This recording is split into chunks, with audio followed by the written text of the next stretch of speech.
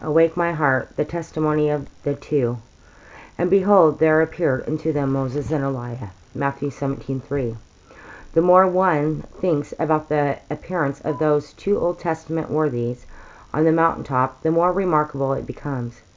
Peter, James, and John must have been staggered into inexpressible astonishment. From their boyhood days, they had been taught about those two spectacular figures in their nation's history. Moses, the venerable lawgiver, and Elijah, the dramatic prophet reformer. If anyone had suggested to Peter or James or John that they were actually about to see Moses and Elijah down here on earth, they would have laughed it off as fantastic.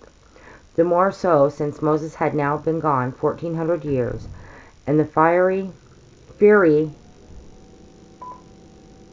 Elijah 900.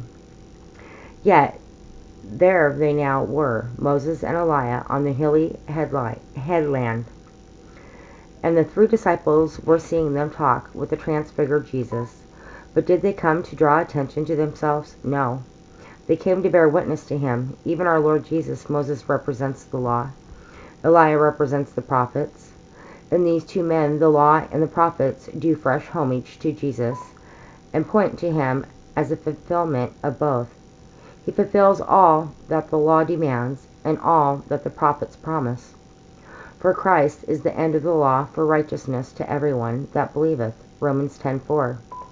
To him give all the prophets witness, that through his name whosoever believeth in him shall receive remission of sins. Acts 10:43. Luke tells us that Moses and Elijah spoke to Jesus about his decease, which he should accomplish at Jerusalem. His decease. Okay. Which he should accomplish at Jerusalem. In the Greek, the word here translated as decease is Exodus. That is why the word accomplish goes with it. One does not need to accomplish a mere decease. Moses had died, and Jehovah himself had buried him in an unknown grave. Elijah had ascended to heaven in defiance of the grave. Our Lord Jesus was both to die and to ascend, and thereby to accomplish a mighty exodus. For his people, Moses had led the exodus from Egypt.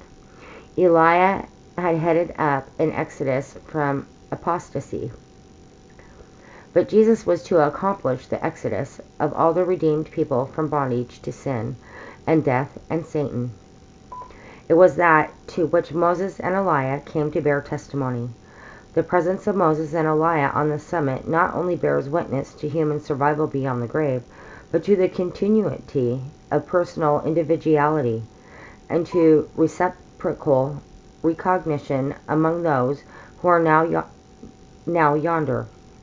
It shows also that the departed are still actuated by keen concern in the things which happen on this earth. But supremely we see that the eyes of that other world are upon our Lord Jesus and the great salvation which is accomplished in him for us human beings. Moses said not a single word about himself or Mount Sinai. Elijah said not a single word about himself or Mount Carmel.